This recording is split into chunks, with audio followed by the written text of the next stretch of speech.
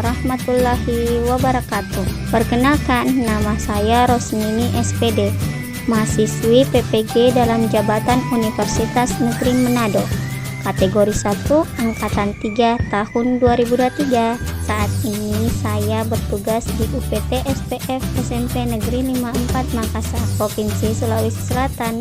Saya akan mempresentasikan best practice yang saya kerjakan dengan dosen pembimbing Rusile M.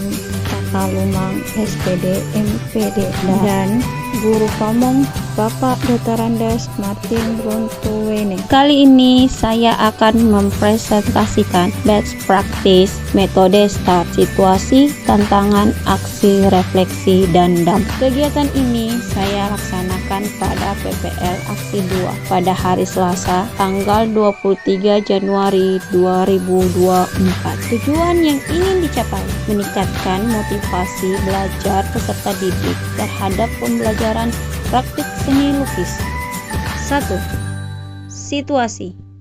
Pada pembelajaran praktik seni lukis masih ditemukan peserta didik dengan motivasi belajar yang rendah. Hal ini disinyalir karena guru masih menggunakan metode lama serta sarana dan prasarana yang belum maksimal. Motivasi peserta didik dalam praktik seni lukis masih rendah. Bisa dilihat dari kondisi peserta didik di dalam kelas pada saat praktik. Masih ada peserta didik yang tidak membawa alat dan bahan dalam pembelajaran praktik. Latar belakang masalah dari praktik pembelajaran ini diidentifikasi bahwa akar penyebab masalah ini adalah metode dan media pembelajaran yang kurang inovatif dan kreatif. Permasalahan ini merupakan hal yang sering kita jumpai di setiap sekolah. Peserta didik dengan minat dan motivasi belajar yang rendah banyak dijumpai hampir di setiap mata pelajaran. Jadi, penting menurut saya untuk membagikan pengalaman ini terhadap teman guru yang lain. Harapannya bisa menjadi motivasi bagi saya sendiri dan teman guru yang lain untuk lebih cermat dalam memilih media dan mode pembelajaran serta memaksimalkan sarana dan prasarana sekolah. Tanggung jawab saya sebagai guru adalah mencari solusi yang tepat untuk menyelesaikan masalah yang ada dalam meningkatkan motivasi belajar peserta didik.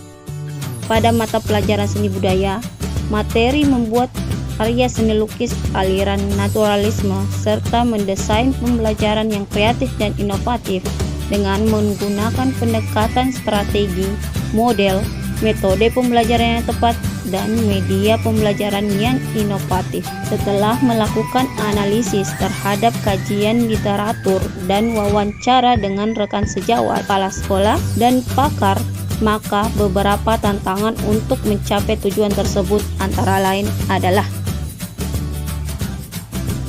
1.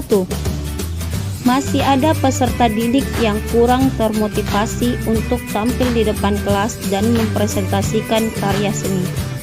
2.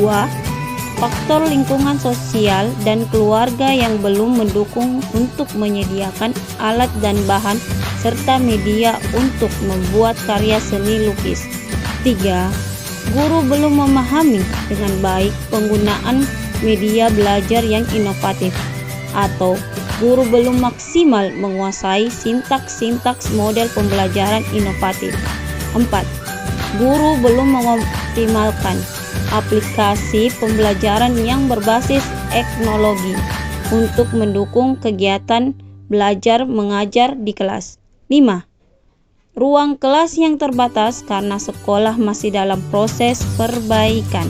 Siapa sajakah yang terlibat dalam aksi ini? 1.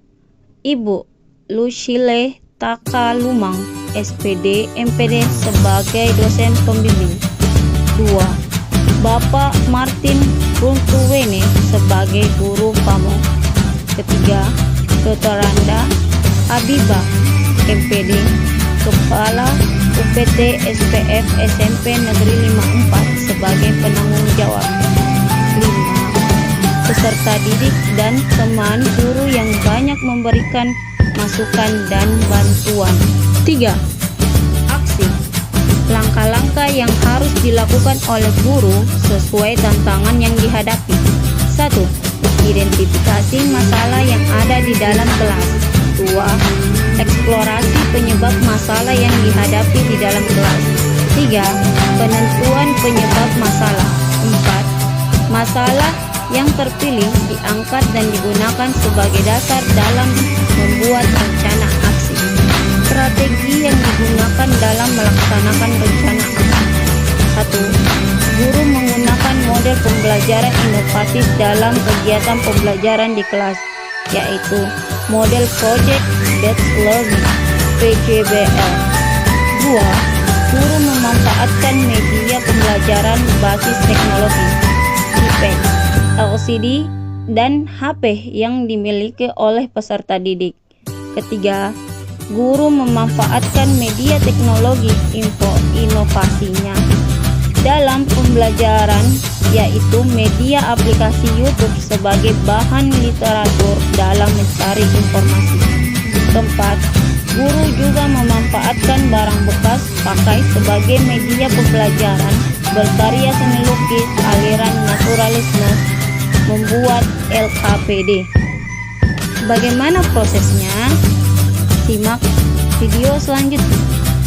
Mula-mula saya menanyakan kondisi fisik siswa, kemudian mengajak siswa berdoa, menyanyikan lagu nasional, dan menanyakan kehadiran siswa. Lalu saya menanyakan tentang materi yang lalu, memberikan pertanyaan tematik, dan menyampaikan tujuan pembelajaran.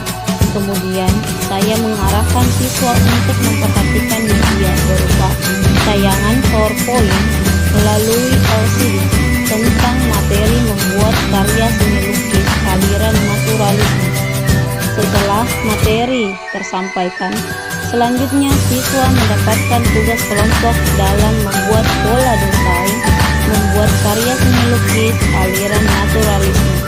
Dalam kegiatan praktek, peserta didik terlibat aktif berdiskusi, menentukan tema yang akan diterapkan dalam membuat karya seni lukis aliran naturalisme. Kedua, aksi pertama ini, perangkat yang saya gunakan antara lain laptop, LCD, proyektor, speaker, dan tripod. Saya juga meminta bantuan kepada teman sejawat untuk mengambil video pada saat pembelajaran. Sumber daya yang digunakan. 1. Pengetahuan mengenai model pembelajaran Project Based Learning (PJBL). 2. Menyusun bahan ajar PPT dan LKPD yang menarik melalui aplikasi Canva. 3. Tekan sejawat peserta didik dan tim dalam menjalankan praktik baik pelaksanaan pembelajaran. 4. Bahan literatur berbasis teknologi. 5. Kondisi kelas dan pencahayaan yang baik. 6. Media pembelajaran yang inovatif, laptop, HP, dan proyektor. Refleksi hasil dan dampak. Dampak dari aksi yang dilakukan. Dampak dari rencana aksi yang sudah dilakukan, yaitu dapat meningkatkan rasa percaya diri peserta didik untuk mengemukakan pendapat sendiri dan berani tampil di depan kelas, serta meningkatkan minat belajar peserta didik dalam pembelajaran seni budaya. Materi, apresiasi karya seni lukis aliran naturalisme. Selain itu, pemahaman siswa tentang materi tersebut sangatlah baik. Hasil dari rencana aksi yang sudah dilakukan. Hasilnya sangat efektif. Hal ini dikarenakan didukung oleh model pembelajaran yang menarik, media pembelajaran yang inovatif dan berbasis TIPEK, serta kegiatan pembelajaran yang melibatkan keaktifan peserta didik.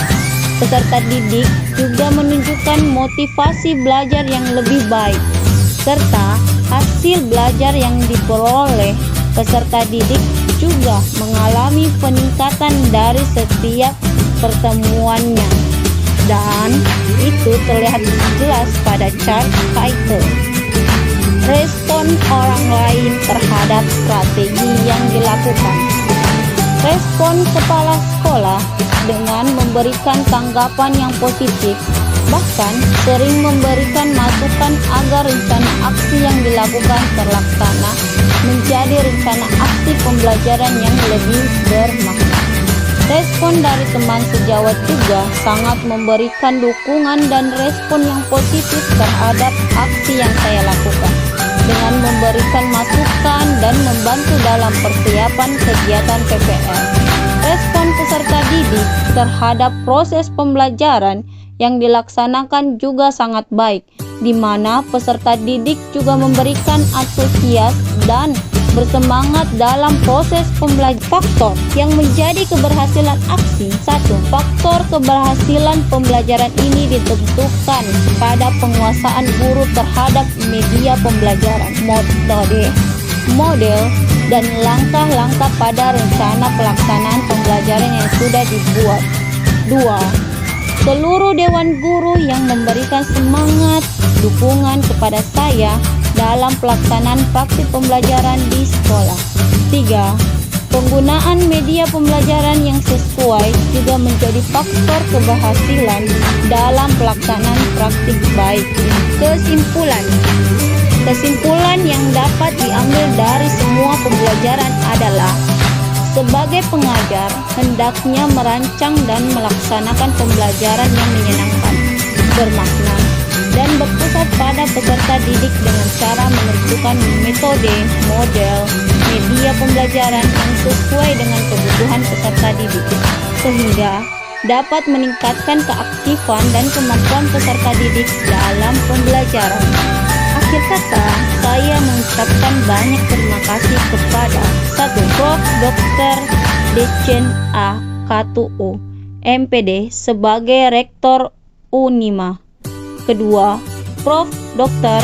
Osman Paluakan, MSI sebagai Koordinator PPG Unima. Ketiga, Lucile Takalumang, SPD MSN sebagai Pengelola Pendidikan Seni Budaya dan Dosen Pembimbing.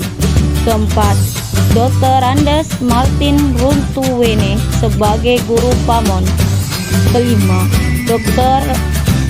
Habibah, MPD sebagai Kepala Sekolah. Keenam, teman sejawat yang selalu memberikan masukan dan ide. Ketujuh, peserta didik. Dan kedelapan, keluarga. Sekian dari presentasi saya. Mohon maaf bila ada salah.